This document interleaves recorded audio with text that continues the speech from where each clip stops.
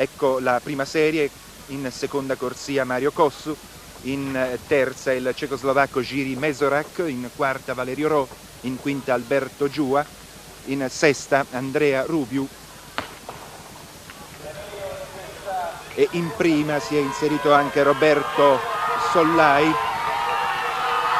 ed è l'atleta in terza corsia, vale a dire il cecoslovacco Mezorak, che in 10,45 si è imposto. Quindi Floris Madonia Cooper, in quarta corsia il cubano Leandro Penalver,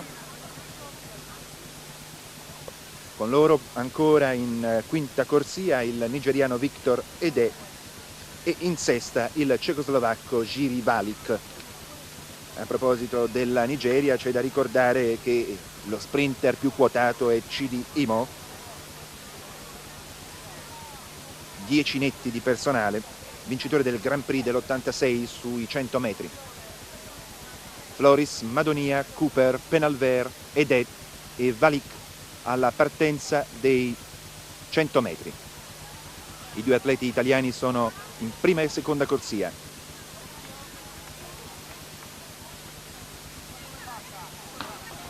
Valido l'avvio, c'era stata quasi un'incertezza di Madonia sui blocchi, al comando e Cooper al centro in terza corsia. Madonia cerca un recupero che però non riesce, vince Cooper in 10,12, un tempo eccellente, 10,12.